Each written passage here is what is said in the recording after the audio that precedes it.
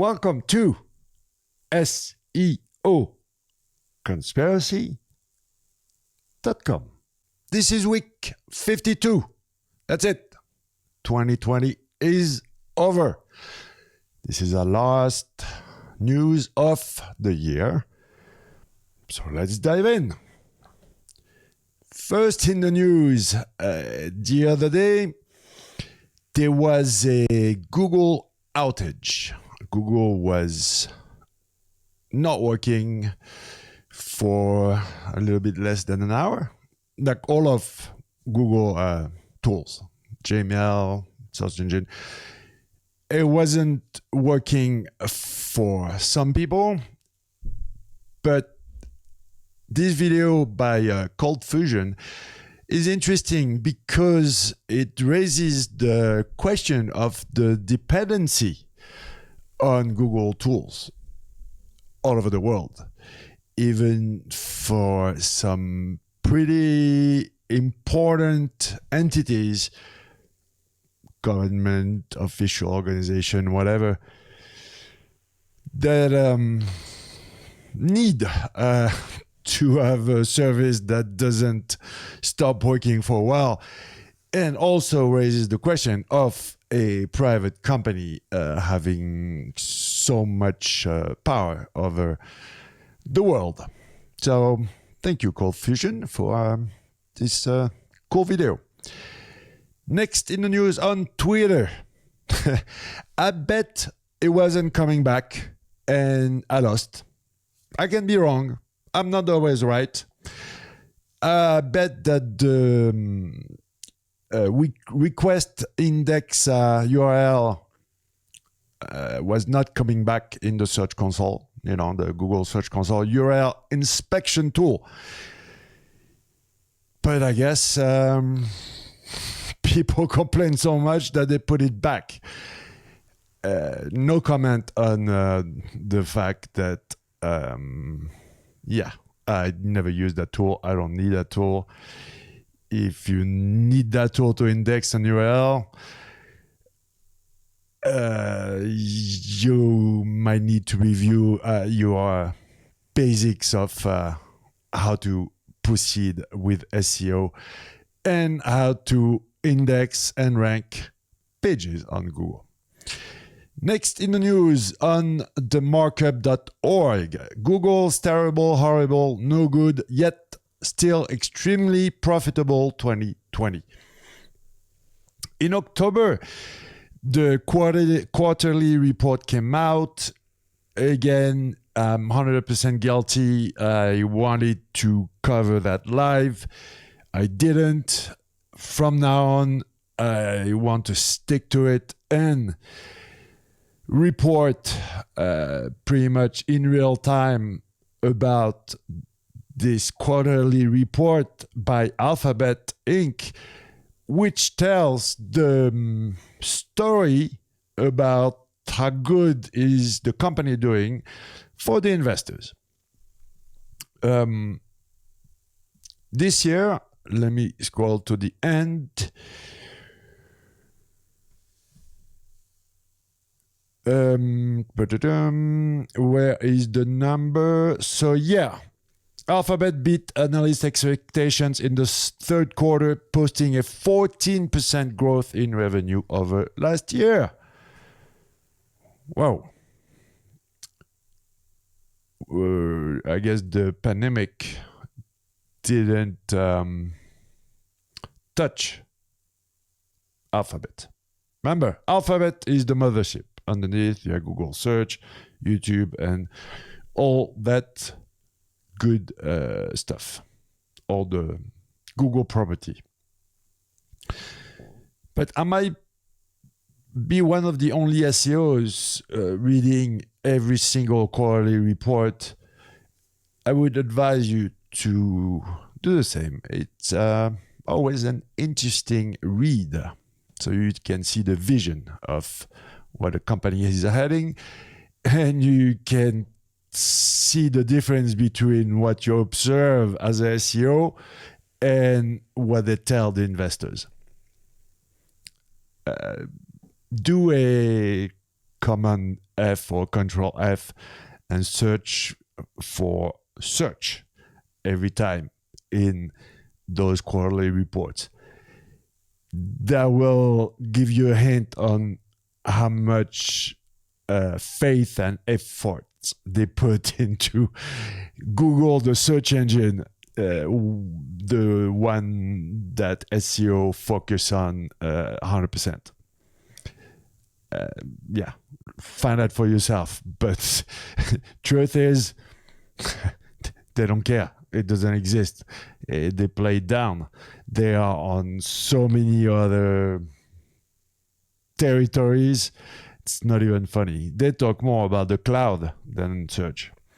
Next in the news, on search engine land, Google algorithms versus Google penalties, explained by an ex-Googler. We did a video with Dixon Jones on the topic. If we were not good enough to explain to you how it works, maybe Petro Diaz, this ex-Googler, will explain to you better with these nice little drawings. I definitely disagree with putting an image of expertise, trust, authority, EAT into this kind of stuff. People get confused. Google quality raters guidelines are the end game. Google penalties solved by telling people how to do EAT. Not sure, but whatever. He's the ex-Google. I'm not. Next in the news, some early observations on the Google December core update. Again, that's on searchengineland.com by Mary Haynes. And again, we have the advice of, guys, you should follow what it says, what is said. What does she talk about it? But she mentions, again, those goddamn Google quality guidelines. So now, what is true is Google has machine learning running, okay? There's a data set going on. They are trying out something. It needs to be validated by humans. Little human fingers and eyes say, yes, this is good. Or this is not good. But the Google Quality Raters guidelines that we access is, if I'm not mistaken, just pushed out like once a year.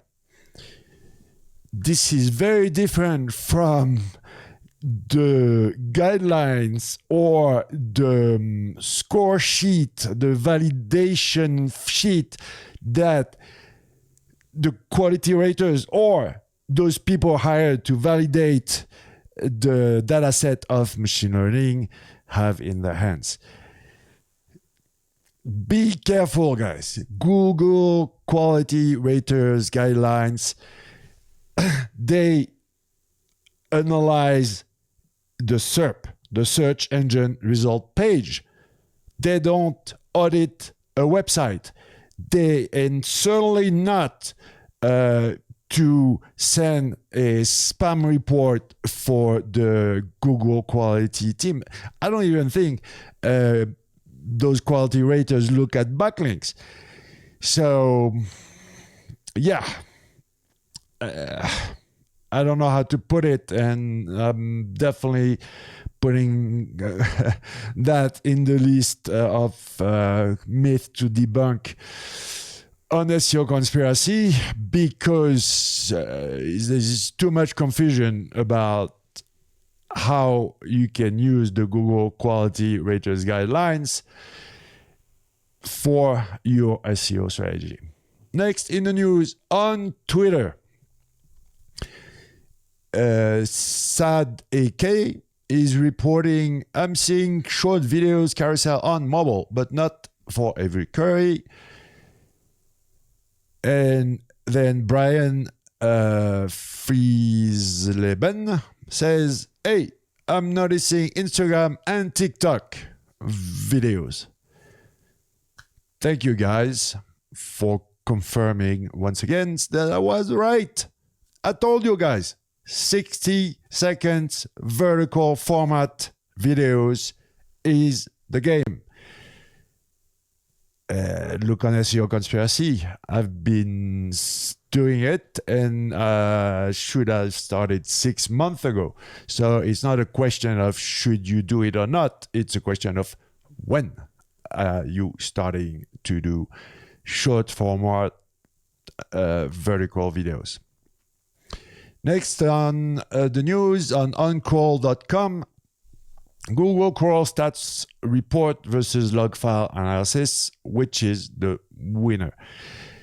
This is a very difficult comparison to compare the raw log files and whatever is shown in the Search Console, because the Search Console is for regular people. Raw log files are for nerds, okay, SEO nerds.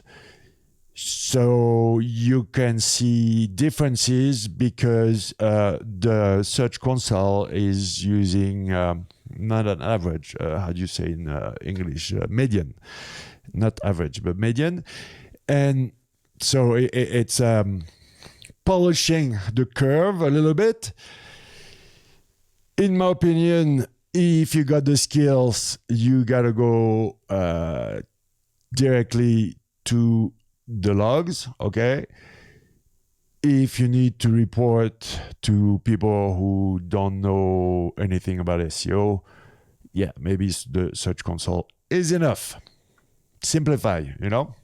Next in the news, on Twitter.com, our dear Barry Schwartz is asking our dear Danny Sullivan, is Passage indexing live in Google search? I think Google said towards the end of 2020. And Danny replies, it is not. Remember, guys, what I said? There's a new cleaner in town, Pragbakar Raghavan. The guy took over, and you must be expecting a lot of shaking up, a lot of Google being broken. It's the way you move forward, and most definitely whatever is not ready, they won't pull it out. So obviously Passage indexing is not ready. But also remember what I said about Passage indexing. It is exactly, precisely what I preach with my game of the mystery word.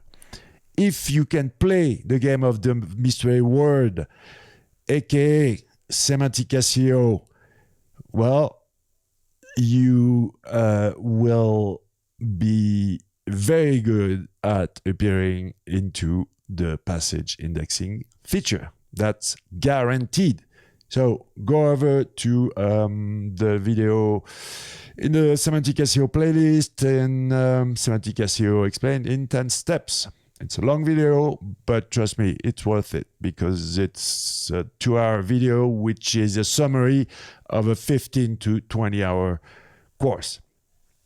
Okay, next on Twitter.com by Adi Osmani, How Brothers Work, recommended reading. Yes, you need to know how a web browser looks and at content and how. So he's pointing out to official Google resources. It's the basics. You need to know the whole process of what happens for content when it's going from a computer, a server, into the web. What is happening? How does that work?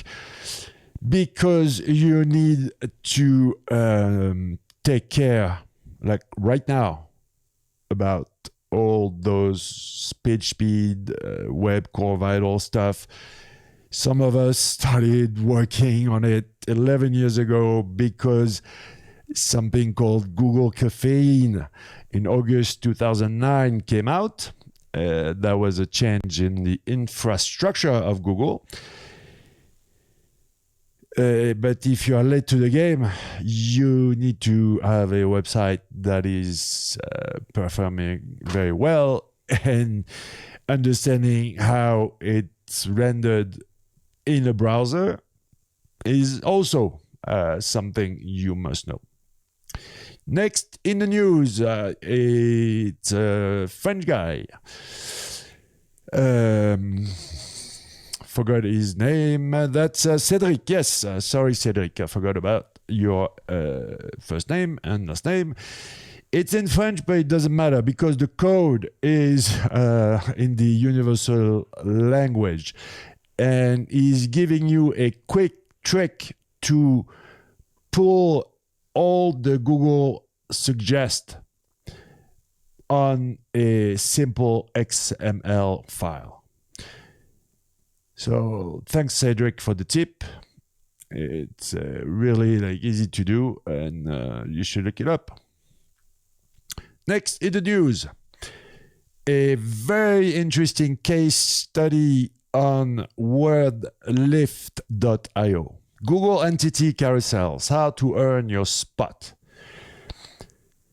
So how were they able to join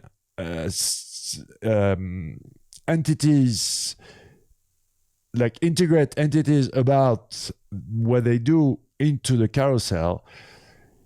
It's worth a read because it explains how the carousel works.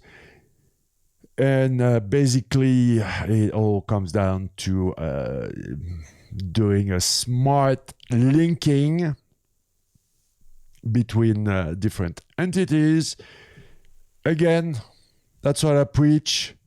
My strategy is called the topical mesh. Who is in relation to what and why?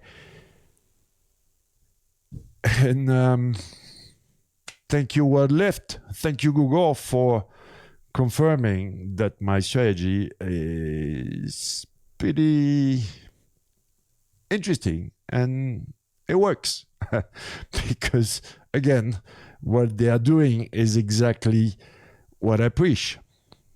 Smart association. Next in the news, it's not new, but I looked at it yesterday.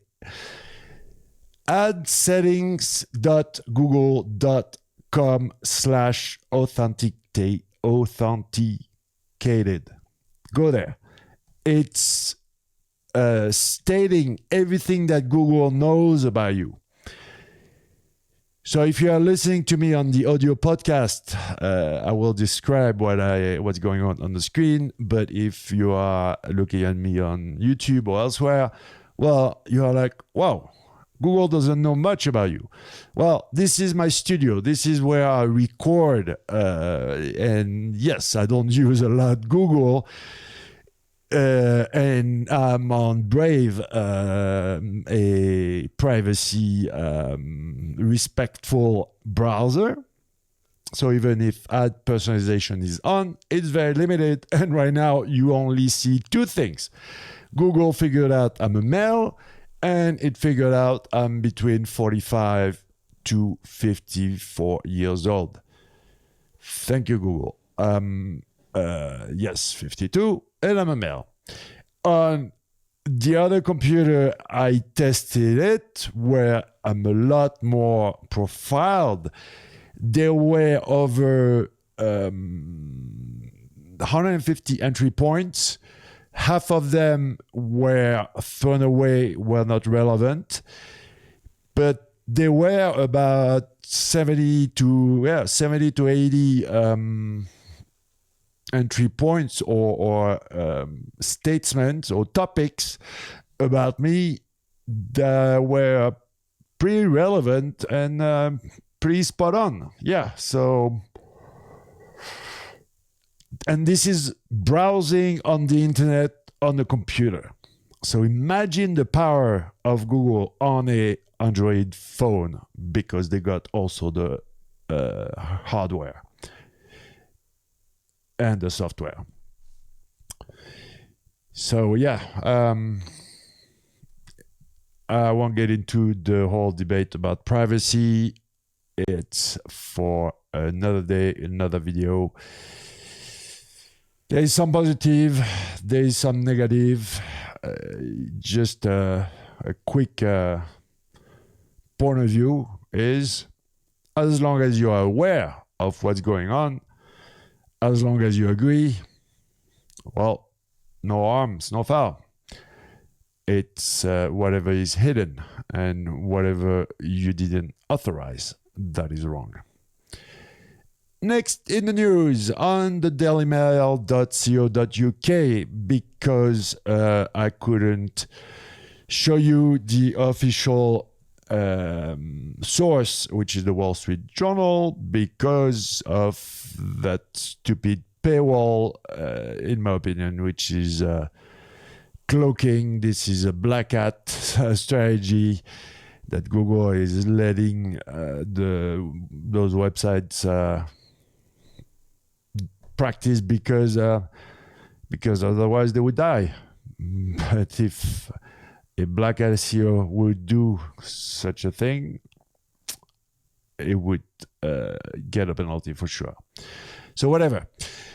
What is revealed by the Wall Street Journal and relayed here by the Daily Mail is that Google and Facebook formed what they call the Jedi Blue Pact to dominate online ads.